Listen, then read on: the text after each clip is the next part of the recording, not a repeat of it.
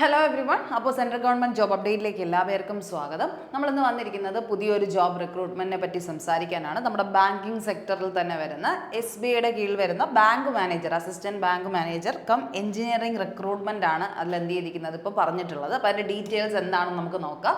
Recruitment ഇപ്പോൾ വിളിച്ചിട്ടുള്ളത് specialist category officers ആയിട്ടാണ് വിളിച്ചിട്ടുള്ളത്. Regular ബേസിസിൽ തന്നെയാണ് നിങ്ങൾക്ക് എന്ത് ചെയ്തിട്ടുള്ളത് ഈ നോട്ടിഫിക്കേഷൻ വിളിച്ചിട്ടുള്ളത്. റെഗുലറും ഉണ്ട്, അതുപോലെ തന്നെ കോൺട്രാക്ട് ബേസിലും ഈ ഒരു നോട്ടിഫിക്കേഷൻ വിളിച്ചിട്ടുണ്ട്. പക്ഷെ നിങ്ങൾ കൂടുതൽ എന്ത് ചെയ്യുക, ഫോക്കസ് ചെയ്യേണ്ടത് റെഗുലർ ബേസിൽ തന്നെ ഫോക്കസ് ചെയ്താൽ മതി കേട്ടോ. അപ്പോൾ എന്തായാലും നോട്ടിഫിക്കേഷൻ താഴെ കൊടുത്തിക്കുക. ഇനിയിപ്പോൾ നിങ്ങൾക്ക് കോൺട്രാക്ട് ബേസിസിലാണ് താല്പര്യമെങ്കിൽ നിങ്ങൾക്ക് അതൊന്ന് എന്ത് ചെയ്യുക, ചെയ്ത് നോക്കാം. നിങ്ങൾക്ക് ഒരു 3-4 വർഷം മാത്രമേ എങ്കിൽ അങ്ങനെയാണെങ്കിൽ വർക്ക് ചെയ്യാൻ പറ്റൂ. ഇപ്പോൾ വിളിച്ചിട്ടുള്ളത് റെഗുലർ ബേസിസിലുള്ള കാര്യമാണ് നമ്മൾ ഈ വീഡിയോയിൽ പറയുന്നത് കേട്ടോ. അപ്പോൾ ആ കാര്യങ്ങൾ കൃത്യമായി മനസ്സിലാക്കുക. ഇമ്പോർട്ടൻറ്റ് ഡേറ്റ് റിലീസ് ചെയ്തിട്ടുള്ളത് 21 നവംബറിലാണ് കേട്ടോ. 21 നവംബറിൽ ആണ് വിളിച്ചിട്ടുള്ളത്. ഓൺലൈൻ സ്റ്റാർട്ട് ചെയ്യുന്നതും 22 നവംബറിലാണ്. 22 നവംബറിൽ ഓൾറെഡി എക്സാമിനേഷൻ്റെ ഈ ഒരു റിക്രൂട്ട്മെൻറ്റ് സ്റ്റാർട്ടായി കഴിഞ്ഞു. ഓൺലൈൻ രജിസ്ട്രേഷൻ്റെ ലാസ്റ്റ് ഡേറ്റ് എന്ന് പറഞ്ഞാൽ 12 ഡിസംബർ ആണ്. ഡിസംബർ 12 ലാസ്റ്റ് ഡേറ്റ് എന്ന് പറയുന്നത്. ആപ്ലിക്കേഷൻ ഫീ ശ്രദ്ധിക്കുക. ജനറൽ കാറ്റഗറിക്കാർക്ക് എല്ലാവർക്കും, അതായത് EWS, അതുപോലെ തന്നെ നമ്മുടെ OBC, നമ്മുടെ ജനറൽ കാസ്റ്റുകാർക്ക് എല്ലാവർക്കും 750 രൂപയാണ് ഫീസ് വരുന്നത്. ബാക്കി നമ്മുടെ SC ST PWD കാറ്റഗറിക്ക് മാത്രമേ 0 എന്ന് പറയുന്ന ഒരു വേറെ ഫീസൊന്നും അടയ്ക്കേണ്ട ആവശ്യം വരാത്തത്. അപ്പോൾ ബാക്കിയെല്ലാം കൃത്യമായി ശ്രദ്ധിക്കുക. ഇമ്പോർട്ടൻറ്റ് ഡേറ്റ് തുടങ്ങുന്നത് 22 നവംബറിനും 12 ഡിസംബറിനും. അപ്പോൾ നിങ്ങൾ ഈ ഒരു നോട്ടിഫിക്കേഷൻ കൃത്യമായിട്ട് മനസ്സിലാക്കിയിട്ട് നിങ്ങൾക്ക് അപ്ലൈ ചെയ്യാൻ പറ്റുന്നവരാണെങ്കിൽ ചെയ്യുക. കാരണം എഡ്യൂക്കേഷണൽ ക്വാളിഫിക്കേഷനൊക്കെ അനുസരിച്ചാണ് നിങ്ങളിത് എന്ത് ചെയ്യേണ്ടത്, നോക്കേണ്ടത്. അപ്പോൾ പോസ്റ്റിൻ്റെ ഡീറ്റെയിൽസ് ആണ് ഇവിടെ പറഞ്ഞിരിക്കുന്നത്. വാക്കൻസി പ്ലസ് ഏജിങ്ങിൻ്റെ കാര്യം എല്ലാം പറഞ്ഞിട്ടുണ്ട്.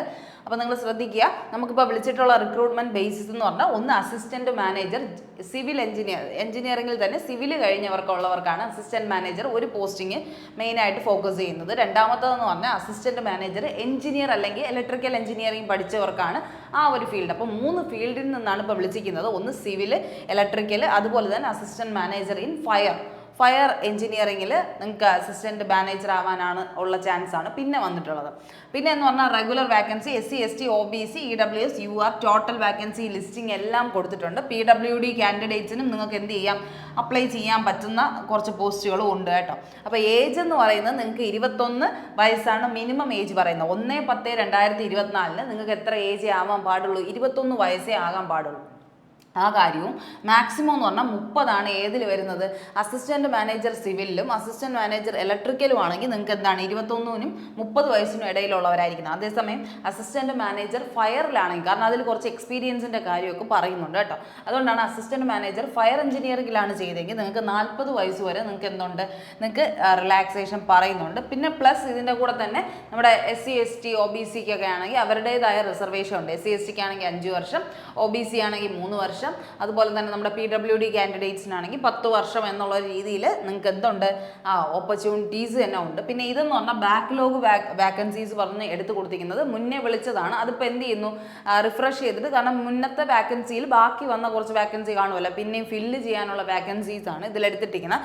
അത് വളരെ കുറച്ചേ ഉള്ളൂ. നമുക്ക് നോക്കുകയാണെങ്കിൽ എത്രയാണ്, ഒരു 2 വാക്കൻസീസേ അതിൽ പറഞ്ഞിട്ടുള്ളൂ കേട്ടോ. 2 വാക്കൻസീസേ വരുന്നുള്ളൂ. അപ്പോൾ ഈ കാര്യങ്ങൾ നിങ്ങൾ കൃത്യമായിട്ട് ശ്രദ്ധിക്കുക. ടോട്ടൽ വാക്കൻസി പറയുന്നുണ്ട്. അസിസ്റ്റൻറ്റ് മാനേജർ എഞ്ചിനീയറിംഗിനാണെങ്കിൽ 101, ഇലക്ട്രിക്കലിനാണെങ്കിൽ 25, സിവിലിനാണെങ്കിൽ 42. ആ ഒരു രീതിക്കാണ് പോകുന്നത് കേട്ടോ.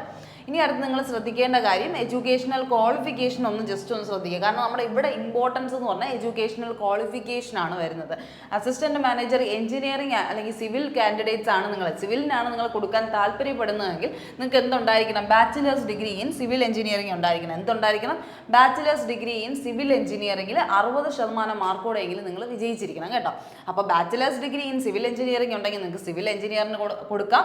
2 വർഷം എക്സ്പീരിയൻസ് എന്ത് ചോദിക്കുന്നുണ്ട്, എക്സ്പീരിയൻസ് ചോദിക്കുന്നത്. കാരണം അസിസ്റ്റൻറ്റ് മാനേജർ ആവുക എന്ന് പറഞ്ഞാൽ കുറച്ച് എന്താണ്, ഹെഡ് ലെവൽ പോർഷൻ ആണല്ലോ. അപ്പോൾ നമുക്കൊരു പൊസിഷനിങ്ങിലാണ് കിട്ടുന്നത്. അതുകൊണ്ട് തന്നെ 2 വർഷത്തിൻ്റെ റിലവൻറ്റ് എക്സ്പീരിയൻസ് അവർ ചോദിക്കുന്നുണ്ട്. അത് കഴിഞ്ഞ് ഈ പറയുന്ന എഞ്ചിനീയറിംഗ്, ഇലക്ട്രിക്കൽ എഞ്ചിനീയറിംഗ് ആണ് അസിസ്റ്റൻറ്റ് മാനേജർ ആവുന്നതെങ്കിൽ നിങ്ങൾക്ക് എന്ത് വേണം, ബാച്ചിലേഴ്സ് ഡിഗ്രി എന്തിലായിരിക്കണം, ഇലക്ട്രിക്കൽ എഞ്ചിനീയറിംഗിൽ എടുത്തവരായിരിക്കണം. ഓരോ ഫീൽഡ് ഓരോരുത്തർക്ക് വേണ്ടിയാണ് കൊടുത്തിരിക്കുന്നത്. അതുകൊണ്ടാണ് കോമ്പറ്റീഷൻ ഒരുപാടൊന്നും കാണാൻ വലിയ ചാൻസ് ഒന്നുമില്ല. നിങ്ങൾക്ക് പറ്റുവാണെന്നുണ്ടെങ്കിൽ നിങ്ങൾ ഇതിന് പ്രിപ്പയർ ചെയ്യാൻ താല്പര്യപ്പെടുന്നവരാണെങ്കിൽ ഉറപ്പായിട്ടും അതെന്ത് ചെയ്യുക, ചെയ്യാനായിട്ട് ശ്രമിക്കുക. അതിനും 2 വർഷത്തിൻ്റെ റിലവൻറ്റ് എക്സ്പീരിയൻസ് ആണ് ചോദിക്കുന്നത്. ഇനി അടുത്ത് വരുന്ന അസിസ്റ്റൻറ്റ് മാനേജർ, അതിനാണ് കൂടുതൽ ഫയർ എന്ന് പറയുന്ന എഞ്ചിനീയറിംഗിലാണ് ഏറ്റവും കൂടുതൽ വാക്കൻസീസ് വിളിച്ചിട്ടുള്ളത്. അപ്പോൾ ഫയറിൻ്റെ കാര്യത്തിൽ നിങ്ങൾ ആലോചിക്കേണ്ടത് ബാച്ചിലേഴ്സ് എഞ്ചിനീയറിംഗ് ഇൻ ഫയർ നിങ്ങൾ ചെയ്തിരിക്കണം. അങ്ങനെ വളരെ അപൂർവ ആൾക്കാരായിരിക്കും ചെയ്തിട്ടുള്ളത്. പക്ഷെ നിങ്ങൾ ആരെങ്കിലും ചെയ്തിട്ടുണ്ടെങ്കിൽ അതൊന്ന് ശ്രദ്ധിക്കുക. നാഷണൽ ഫയർ സർവീസ് കോളേജിൽ നിന്ന്, നാഗ്പൂരിലുള്ള ഫയർ സർവീസ് കോളേജിൽ നിന്ന് ബാച്ചിലേഴ്സ് എഞ്ചിനീയറിംഗ് ചെയ്തിട്ടുണ്ടെങ്കിൽ അവർക്ക് അപ്ലൈ ചെയ്യാം. അല്ലെങ്കിൽ ബാച്ചിലേഴ്സ് നമ്മളെ ബിടെക്, അതൊക്കെ എന്തിനാണ്, സേഫ്റ്റി ആൻഡ് ഫയർ എഞ്ചിനീയറിംഗിൽ, എഞ്ചിനീയറിംഗ് അല്ലെങ്കിൽ ബിടെക് നിങ്ങൾ എന്തിലുണ്ടായിരിക്കണം, സേഫ്റ്റി ആൻഡ് ഫയർ എഞ്ചിനീയറിംഗിൽ എടുത്തവർക്കാണെങ്കിൽ അപ്ലൈ ചെയ്യാം. അതുപോലെ തന്നെ അല്ലെങ്കിൽ നമ്മുടെ ബിടെക് എന്ന് പറയുന്നത് fire technology and safety engineering, ഇങ്ങനെ ഫയറുമായിട്ട് റിലേറ്റ് ചെയ്തിട്ടുള്ള എഞ്ചിനീയറിംഗ് ആണ് നിങ്ങൾ പഠിച്ചിട്ടുള്ളതെങ്കിൽ നിങ്ങൾക്ക് അപ്ലൈ ചെയ്യാം. പിന്നെ equivalent 4 year degree in fire safety, fire safety എന്ന് പറഞ്ഞാൽ 4 വർഷത്തിൻ്റെ ഡിഗ്രി ഉണ്ടെങ്കിലും നിങ്ങൾക്ക് എന്ത് ചെയ്യാൻ പറ്റും, അപ്ലൈ ചെയ്യാനായിട്ട് പറ്റും കേട്ടോ. അപ്പോൾ ആ ഒരു കാര്യമാണ് പറയുന്നത്. പിന്നെ എന്താണ്, 2 വർഷത്തിൻ്റെ റെലവൻറ്റ് ഡിഗ്രി ഇതും പറയുന്നുണ്ട്, എക്സ്പീരിയൻസും ചോദിക്കുന്നുണ്ട്, 2 വർഷത്തിൻ്റെ എക്സ്പീരിയൻസും ചോദിക്കുന്നുണ്ട് കേട്ടോ. പിന്നെ എന്താണ്, വേറെ graduate of institution of fire and India അല്ലെങ്കിൽ UK പഠിച്ചവരാണെങ്കിലും അല്ലെങ്കിൽ divisional officers course from NFSC, ഈ നാഗ്പൂരിൽ നിന്ന് വേറെ ഏതോ കോഴ്സ് എടുത്തവർക്കായാലും ഇതെന്ത് ചെയ്യാം, അപ്ലൈ ചെയ്യാൻ പറ്റുമെന്നാണ് പറയുന്നത്. പക്ഷെ നിങ്ങൾ മനസ്സിലാക്കുക, ഡിഗ്രി ഇല്ലാത്തവർക്കുള്ള കാര്യമാണ് ഇവിടെ പറഞ്ഞിരിക്കുന്നത്. പക്ഷേ ഡിഗ്രി ഉള്ളവർ, അതായത് ഈ എഞ്ചിനീയറിംഗ് ഫയറിലാണ് നിങ്ങൾ ഇത് ചെയ്തിട്ടുണ്ടെങ്കിൽ നിങ്ങൾക്ക് 2 വർഷത്തിൻ്റെ എക്സ്പീരിയൻസ് ആണ് അവർ ചോദിക്കുന്നത് കേട്ടോ. അപ്പോൾ ആ ഒരു കാര്യം കൃത്യമായിട്ട് ശ്രദ്ധിക്കുക. ഇത്രയും ഫീൽഡുകൾ അതിൽ പറയുന്നുണ്ട്. ഫയറിൻ്റെ ഈ ഒരു കോഴ്സ് കംപ്ലീറ്റ് ചെയ്തവരാണെങ്കിൽ അപ്ലൈ ചെയ്യാൻ പറ്റുമെന്ന്. അപ്പോൾ നിങ്ങൾ ശ്രദ്ധിക്കേണ്ടത് സെലക്ഷൻ പ്രോസസ്സുകൾ വരുന്നതെന്ന് പറഞ്ഞാൽ ആകെ നമുക്കുള്ളത് എന്താണ്, online return test and interaction ആണ് അസിസ്റ്റൻറ്റ് മാനേജറിലും അസിസ്റ്റൻറ്റ് മാനേജർ സിവിലിലും ഇലക്ട്രിക്കലിലും വരുന്നത് കേട്ടോ. സിവിലും ഇലക്ട്രിക്കലിനും ആണെങ്കിൽ നിങ്ങൾക്ക് എന്തുണ്ട്, ഒരു ഓൺലൈൻ റിട്ടേൺ ടെസ്റ്റ് ഉണ്ട്. റിട്ടേൺ ടെസ്റ്റും ഉണ്ട്, അതിൻ്റെ ഒപ്പം എന്തുകൊണ്ട് നിങ്ങൾക്ക് ഇൻ്റർവ്യൂ ഉണ്ട്, ഇൻട്രാക്ഷൻ സെക്ഷനും ഉണ്ടെന്ന് പറയുന്നത് ഇൻ്റർവ്യൂ ആണ്. അപ്പോൾ നിങ്ങൾക്ക് വരുന്നത് ഓൺലൈൻ നിങ്ങളുടെ റിട്ടേൺ എക്സാമിനേഷൻ പ്ലസ് എന്താണ്, ഇൻ്റർവ്യൂ ആണ്. അതേസമയം ഫയറിലാണ് എന്ത് വരുന്നതെന്ന് ചോദിച്ചു കഴിഞ്ഞാൽ ഷോർട്ട് ലിസ്റ്റിംഗ് ആൻഡ് ഇൻട്രാക്ഷൻ ആണ്. വെറും നിങ്ങൾക്ക് റിട്ടേൺ എക്സാമിനേഷൻ ഇല്ല. കാരണം ഫയറൊക്കെ പഠിച്ച് ഇറങ്ങിയവർ ഒരുപാട് കുറവാണ്. അതുകൊണ്ടാണ് ഫയറിൻ്റെ കാര്യത്തിൽ ഇങ്ങനെ പറഞ്ഞിരിക്കുന്നത്. അതായത് ഷോർട്ട് ലിസ്റ്റിംഗ് പ്ലസ് നിങ്ങളുടെ മാർക്കോ അല്ലെങ്കിൽ നിങ്ങളുടെ ക്വാളിഫിക്കേഷനോ അനുസരിച്ചിട്ടായിരിക്കും നിങ്ങൾക്ക് എന്ത് വരുന്നത്, ഷോർട്ട് ലിസ്റ്റിംഗ് വരുന്നത്. അപ്പോൾ ഷോർട്ട് ലിസ്റ്റ് ചെയ്യുന്നവരെ അങ്ങനെ എടുത്തിട്ട് പിന്നെ എന്താണ്, ഇൻ്റർവ്യൂസും കൂടെ എന്ത് ചെയ്യത്തുള്ളൂ, അവർ കണ്ടക്ട് ചെയ്യത്തുള്ളൂ കേട്ടോ. അപ്പോൾ നിങ്ങൾക്ക് അതിൽ എക്സ്പീരിയൻസ് ഉണ്ടായിരിക്കണം. ഫയർ ആൻഡ് സേഫ്റ്റി ഒക്കെ പഠിച്ചിട്ട് അതിൽ എക്സ്പീരിയൻസ് ഉള്ളവരാണെങ്കിൽ നിങ്ങൾക്ക് ഡയറക്റ്റ് ചാൻസ് ആണെന്നുള്ള കാര്യം തന്നെയാണ് ആലോചിക്കേണ്ടത്. ഇനി അടുത്ത HPSOയുടെ എഞ്ചിനീയറിംഗ്, അതാണ് ഇപ്പോൾ വിളിച്ചിട്ടുള്ളത്. സ്പെഷ്യലിസ്റ്റ് ഓഫീസേഴ്സിൻ്റെ എഞ്ചിനീയറിംഗ് പോസ്റ്റുകളാണ് വിളിച്ചിട്ടുള്ളത് കേട്ടോ SBIയിൽ. അപ്പോൾ അത് നിങ്ങൾ ശ്രദ്ധിക്കുക. ജനറൽ ആപ്റ്റിറ്റ്യൂഡിൽ റീസണിങ്, ക്വാണ്ടിറ്റേറ്റീവ് ആപ്റ്റിറ്റ്യൂഡ്, ഇംഗ്ലീഷാണ്. ഇതാണ് റിട്ടൺ എക്സാമിനേഷൻ വരുന്നത്, സിവിൽ ആയാലും ഇലക്ട്രിക്കൽ ആയാലും കേട്ടോ. അപ്പോൾ നിങ്ങൾ മനസ്സിലാക്കുക. അതാണെങ്കിൽ എത്രയാണ്, റീസണിങ്ങിനാണെങ്കിൽ 50 ക്വസ്റ്റ്യൻസ് 50 മാർക്കിന് തന്നെയാണ്. 90 മിനിറ്റ് സമയമാണ് നിങ്ങൾക്ക് ഈ 3 സെക്ഷൻ അറ്റൻഡ് ചെയ്യാൻ. റീസണിങ്, മാത്സ്, ഇംഗ്ലീഷ് അറ്റൻഡ് ചെയ്യാൻ 90 മിനിറ്റാണ് നിങ്ങളുടെ മുന്നിലുള്ളത്, 1.5 മണിക്കൂറാണ്. പിന്നെ സെപ്പറേറ്റ് എന്താണ്, പ്രൊഫഷണൽ നോളജ്, അതായത് നിങ്ങൾ സിവിൽ ആയിക്കോട്ടെ ഇലക്ട്രിക്കൽ ആയിക്കോട്ടെ അതിന് വേണ്ടിയുള്ള ടൈം നിങ്ങൾക്ക് എത്രയാണ് പറയുന്നത്, 50 ക്വസ്റ്റ്യൻ 100 മാർക്കിനാണ് ചോദിക്കുന്നത്. ട്രേഡിൻ്റെ ക്വസ്റ്റ്യൻസ് നിങ്ങൾ ഏതാണോ പഠിച്ചിട്ടുള്ളത് അതിൻ്റെ പ്രൊഫഷണൽ നോളജ് ആയിരിക്കും ചോദിക്കുന്നത്. അതിന് എത്രയാണ്, 45 മിനിറ്റ്, 3/4 മണിക്കൂർ കൊണ്ട് നിങ്ങൾക്ക് 50 ക്വസ്റ്റ്യൻസ് അറ്റൻഡ് ചെയ്യാൻ പറ്റും. അപ്പോൾ നിങ്ങളുടെ ഫസ്റ്റ് സെക്ഷൻ നിങ്ങൾക്ക് ശരിക്കും പറഞ്ഞാൽ എന്താണ്, ക്വാളിഫയിങ് പോലെയാണ്. നിങ്ങൾക്ക് ഏറ്റവും കൂടുതൽ മാർക്ക് വാങ്ങിക്കേണ്ട പ്രൊഫഷണൽ നോളജിലാണ്.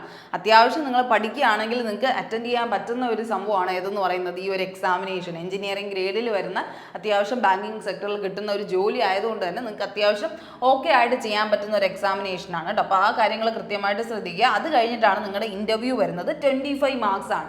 അതിൽ ഇത്ര മാർക്ക് കിട്ടിക്കഴിഞ്ഞാൽ നിങ്ങൾ ഓക്കെ ആണ്, സെറ്റ് ആണെന്ന് തന്നെയാണ് വിചാരിക്കേണ്ടത്. അപ്പോൾ ഇതാണ് റിട്ടൺ എക്സാമിനേഷനും ഓൺലൈൻ എക്സാമിനേഷൻ്റെ ആ ഒരു ഇൻ്റർവ്യൂ സെക്ഷൻ്റെയും കണ്ടീഷൻ എന്ന് പറയുന്നത്. അപ്പോൾ ഇത്രയും കാര്യങ്ങൾക്ക് നിങ്ങൾക്ക് ചെയ്യാൻ പറ്റുമെന്ന് തോന്നുന്നുണ്ടെങ്കിൽ ഉറപ്പായിട്ടും എന്ത് ചെയ്യുക, ഈ ഒരു പോസ്റ്റിലേക്ക് അപ്ലൈ ചെയ്യാനായിട്ട് ശ്രമിക്കുക.